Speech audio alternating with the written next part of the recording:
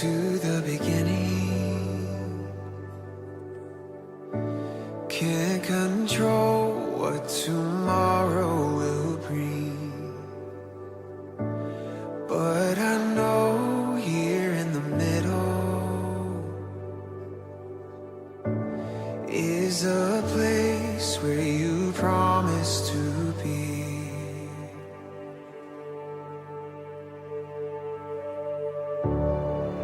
I'm not enough unless you come. Will you meet me here again? 'Cause all I want is all you are. Will you meet me here again?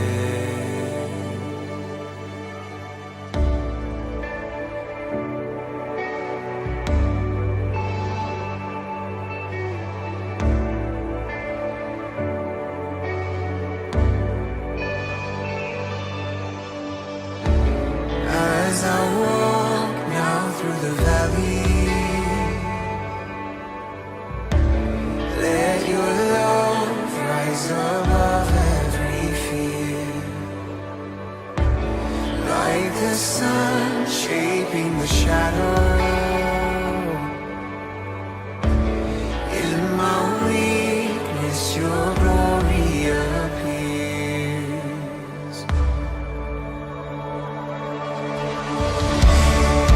I'm not enough unless you come. Will you meet me here again? 'Cause all I want is all you are. Will you meet me here again? I'm not enough unless you come. Will you meet me here again? 'Cause all I want is all you are. Will you meet me here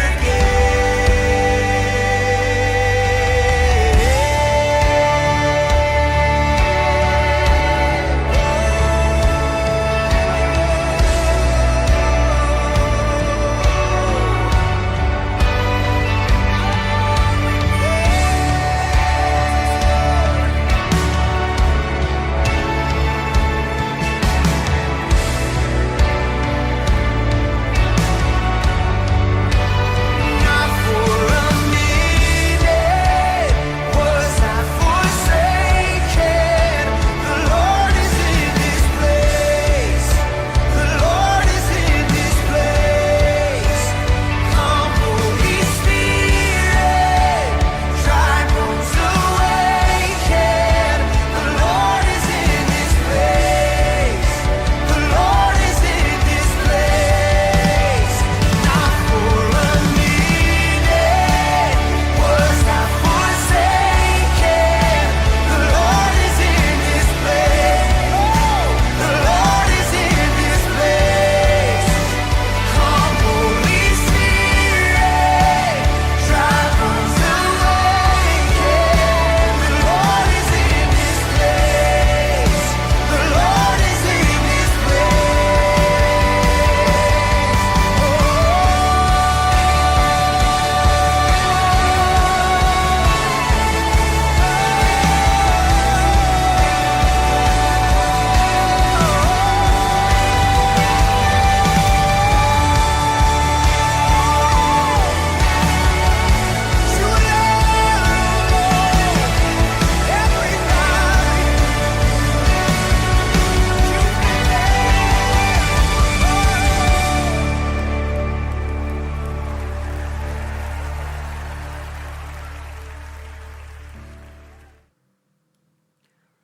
주 예수 그리스도의 존귀하신 이름으로 8월 18일 화요일 아침 예배를 전능하신 하나님 앞에 다 같이 기도함으로 드리시겠습니다. 기도하겠습니다. 하나님 아버지 감사합니다. 오늘도 이 아침을 깨우사 하나님 말씀 앞에 있게 하시고 말씀이 살아 움직임을 경험할 수 있도록 시간 주시고 환경 주시니 감사합니다. 오늘도 말씀을 통해 깨닫는 은혜가 있게 하시고 주님의 마음을 알아가는 시간 될 수 있도록 인도하여 주시옵소서. 감사드리며 예수님의 이름으로 기도합니다. 아멘. 말씀 보도록 하겠습니다. 이사야 29장 1절에서 14절에 있는 말씀 함께 보도록 하겠습니다. 슬프다 아리엘이여, 아리엘이여, 다윗이 진친 성읍이여, 해마다 절기가 돌아오려니와 내가 아리엘을 괴롭게 하리니 그가 슬퍼하고 애곡하며 내게 아리엘과 같이 되리라. 내가 너를 사면으로 둘러 진을 치며 너를 애워 대를 쌓아 너를 치리니 내가 낮아져서 땅에서 말하며 내 말소리가 나직이 티끌에서 날 것이라. 내 목소리가 신접한 자의 목소리같이 땅에서 나며 내 말소리가 티끌에서 짓걸이리라.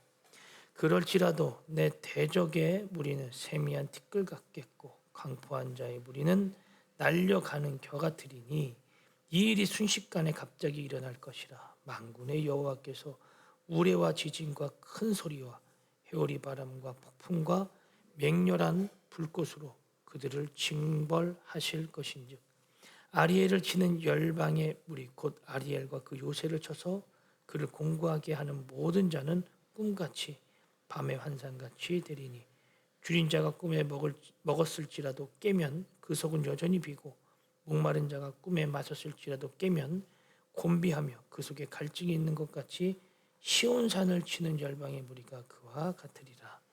너희는 놀라고 놀라라. 너희는 맹인이 되고 맹인이 되라. 그들의 취함이 포도주로 말미암음이 아니며 그들의 비틀거림이 독주로 말미암음이 아니니라. 내가 대저 여호와께서 깊이 잠들게 하는 영이 너희에게 부어주사 너희의 눈을 감기셨음이니 그가 선지자들과 너희의 지도자인 선견자들을 덮으셨음이라.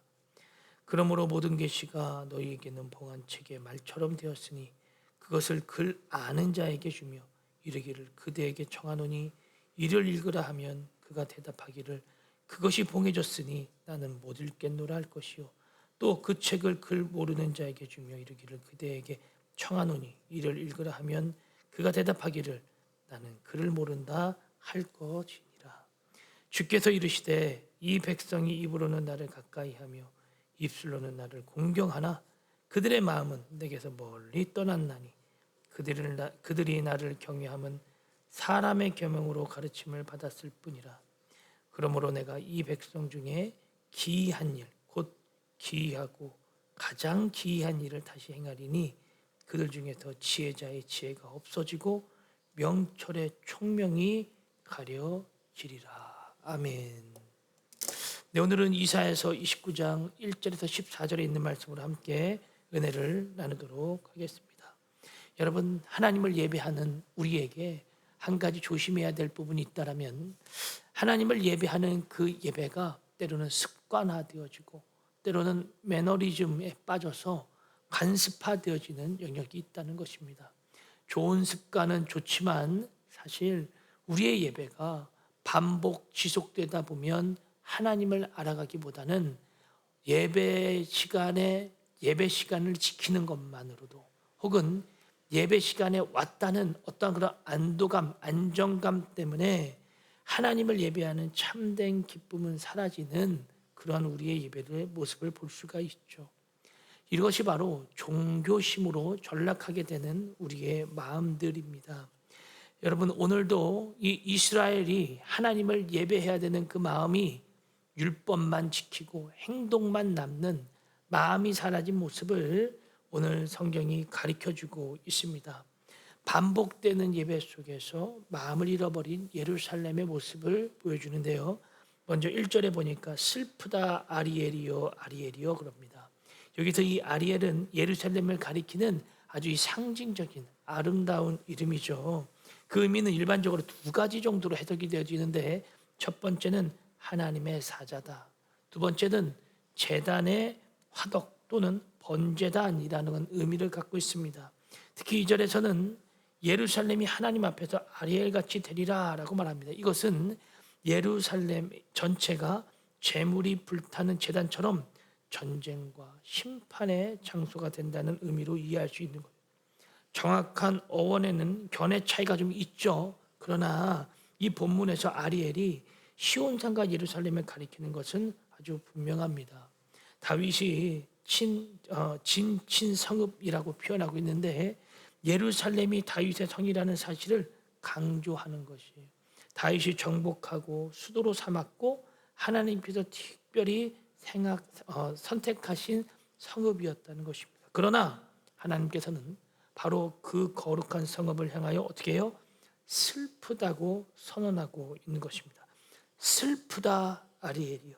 하나님이 선택하셨고 하나님이 기뻐하셨던 그 성읍 오히려 슬프다라고 선언합니다. 과거의 영광과 신앙의 유산이 현재 불순종을 보호해 주지 못하고 있기 때문이에요. 그래서 1절에 해마다 절기가 돌아오려니와 라고 이야기합니다. 백성은 해마다 절기를 지켰어요. 6월절, 7.7절, 초막절이 반복되어졌고 계속 지속되어져 왔습니다.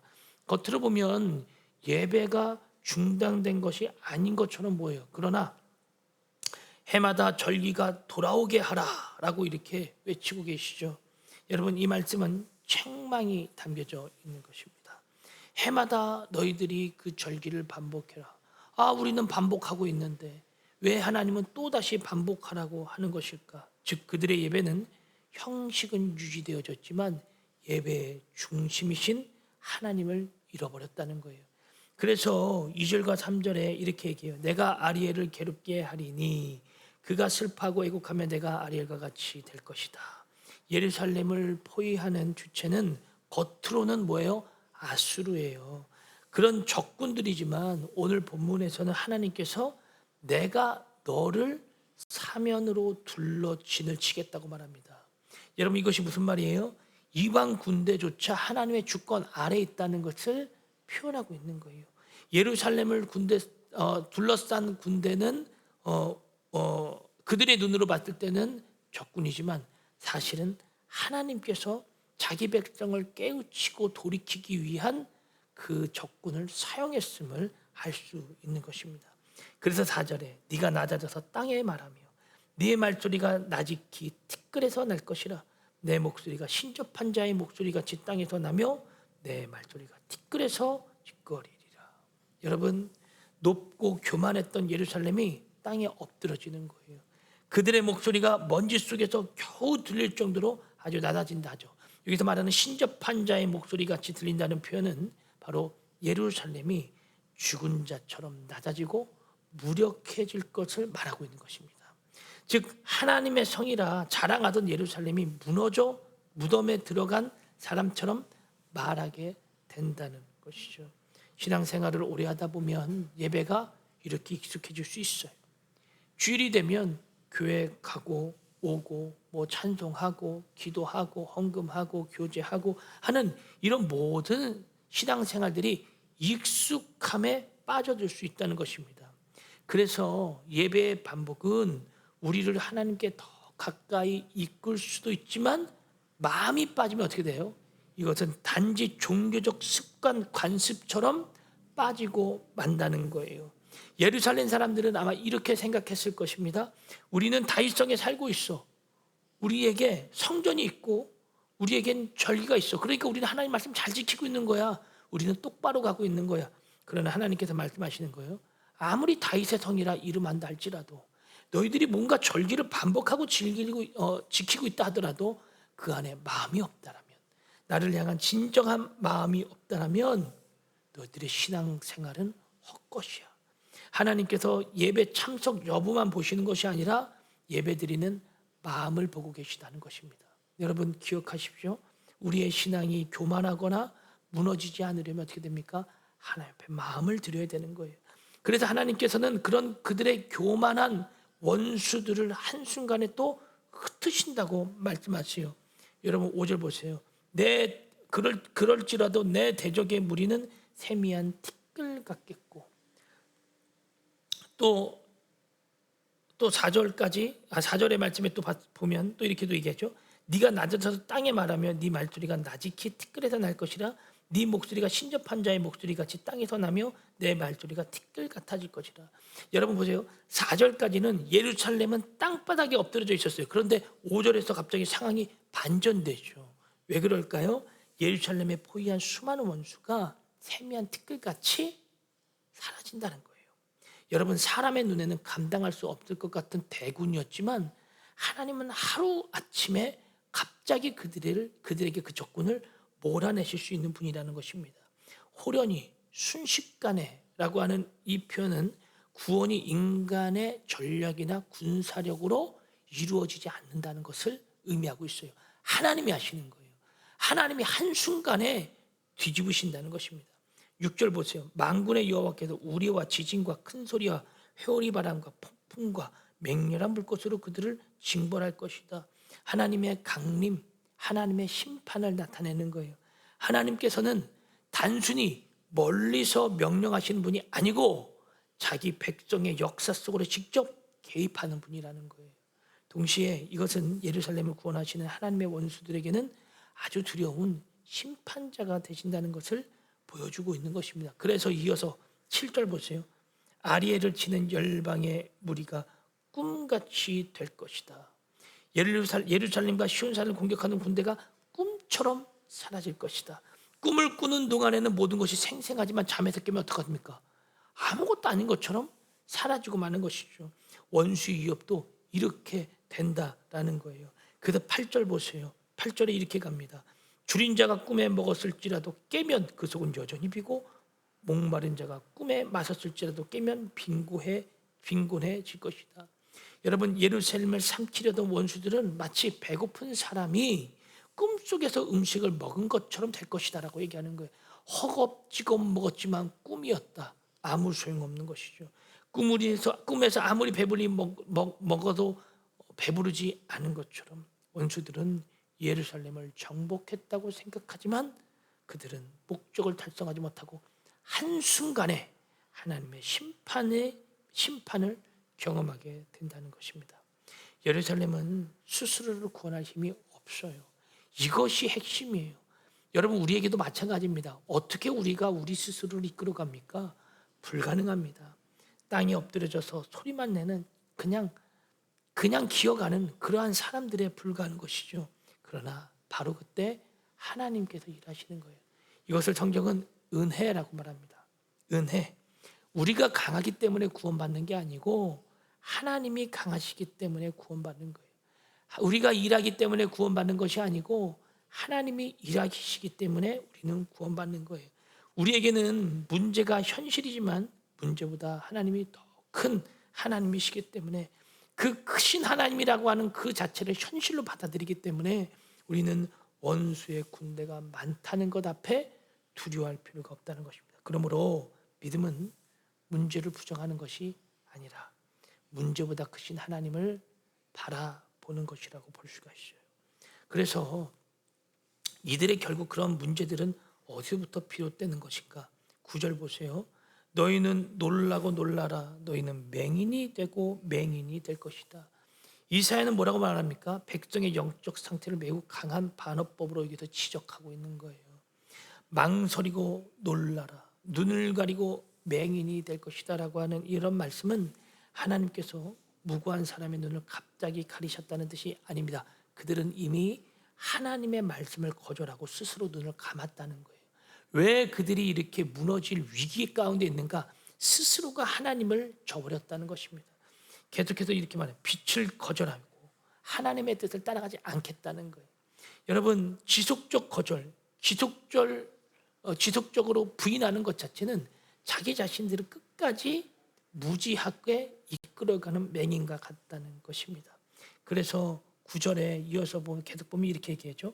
취함이 포도주로 말미암음이 아니며 그들의 비틀거림은 독주로 말미암음이 아니다. 그들은 술을 마시지 않았는데도 비틀거리는 거예요. 왜? 하나님의 뜻을 분별하지 못하고 판단력을 잃어버렸기 때문인 것입니다. 하나님의 뜻을 제대로 알지 못하니까 흔들리는 거예요. 육체적으로는 깨어있지만 영적으로는 올바르지 못한 것과 같은 것이죠. 하나님의 심판이 가까이 왔는데도 현실을 직시하지 못하는 바보 같은 존재들이다라는 것입니다. 그러면서 10절 보세요. 이렇게 말합니다. 대저 여호와께서 깊이 잠들게 하는 영을 너희에게 부어줄 것이다. 백성이 지속적으로 말씀을 거절한 결과 어떻게 해요? 잠자는 자들. 하나님께서는 그들을 무감각, 영적 무감각, 영적 침침 가운데 그대로 버려두신다는 거예요. 하나님의 심판은 단순히 외부에서 재난을 보내시는 것만이 아니라 말씀을 들어도 깨닫지 못하고 말씀을 들어도 거부하고 이러한 상태로도 나타난다는 거예요. 그걸 그대로 버려두신다라는 것입니다. 여러분, 그래서 11절 12절에 이렇게 말해요. 그러므로 모든 계시가 너희에게 봉한 책의 말처럼 되었으니. 봉한 책의 말. 여러분, 하나님의 모든 계시가 그들에게 봉한 책처럼 되었습니다. 글을 아는 사람에게 책을 주자 봉해졌으니 읽을 수 없다고. 글을 모르는 사람에게 주자 나는 글을 모르니 읽을 수 없다고. 여러분, 참 웃기죠? 쉽게 말하면 뭐예요? 아나 모르나 결국 읽지 않겠다는 거예요. 나는 읽지 않겠다. 어떤 상황이 주어져도 나는 보지 않겠다. 한 사람은 책이 봉해진 것을 핑계로 삼고 다른 사람은 글을 모른다라고 하는 무지로 핑계를 삼는 것. 문제는 하나님의 말씀이 없다는 것이 아니라 말씀을 듣고 순종하려는 마음이 없다는 것입니다. 하나님은 계속해서 오늘 이스라엘 백성들의 이 마음을 지적하시면서 오늘도 우리에게 말씀하십니다. 예배 드리는데 마음이 없다. 말씀이 있지만 말씀을 읽으려는 마음이 없다. 영적 심판 가운데 가장 무서운 것은 어려움을 당하는 것이 아니에요. 하나님의 말씀을 들어도 아무 감동과 반응이 없는 상태. 말씀을 들으며 죄가 찔리는 것은 여러분 은혜입니다. 말씀을 듣고 나 그렇게 안 했는데 그거 은혜예요. 말씀을 들어도 무감각한 상태는 여러분 그게 지금 저주예요. 잘못된 길을 가고 있는 거예요. 그러니 어떻게 됩니까? 깨닫고 돌아와야 되는 것입니다. 그러니 말씀을 듣고 불편한 것이 은혜라는 사실을 우리는 기억해야 되는 거예요. 하나님께서 아직 우리를 깨우고 계시기 때문입니다. 여러분, 말씀을 반복해서 거절하면 어느 순간 어떻게 될까요? 마음이 굳어지는 거예요. 하나님을 알아갈 수 없는 것이죠. 말씀을 들어도 자신과 상관없다고 생각해요. 죄를 지어도 나는 뭐 죄책감이란 전혀 들지 않아. 나 원래 이렇게 살아왔어.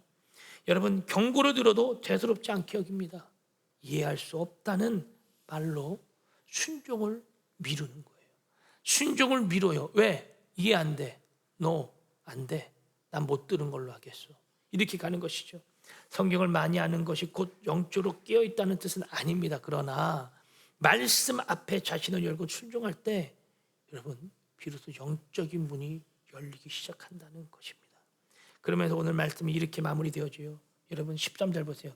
이 백성이 입으로는 나를 가까이하며 입술로는 나를 공경한다라고 이야기합니다. 입으로는 나를 가까이하고 입술로는 나를 공경한다. 여러분 하나님을 부정하지는 않습니다. 그런데 오히려 입으로 하나님을 가까이 한다고 공경한다고 말하면서도 그들에게는 여전히 마음이 없는 거예요.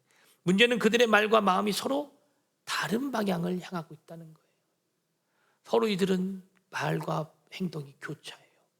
왜 그럴까요? 마음이 없는 거예요. 입술은 하나님께 가까웠지만 마음은 하나님께서 멀리 떠나 있는 상태. 이것은 무신론자의 모습이 아니라 바로 종교인의 모습입니다. 아주 무서운 거죠. 무신론자는 신이 없다고 생각하니까 그 말씀에 반응하지 않아요. 근데 종교인은 뭐예요? 신은 있어. 그러나 나는 그 말을 들을 마음이 없어.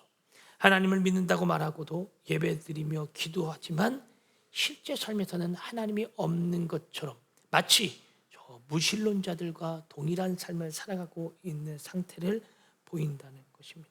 그래서 그들에게는 마치 하나님이 없는 것처럼 살아가고 있는 거예요. 그래서 13절 중반부 보십시오. 그들의 마음은 내게서 멀리 떠났나니 그들이 나를 경외함은 사람의 계명으로 가침을 받았을 뿐이다.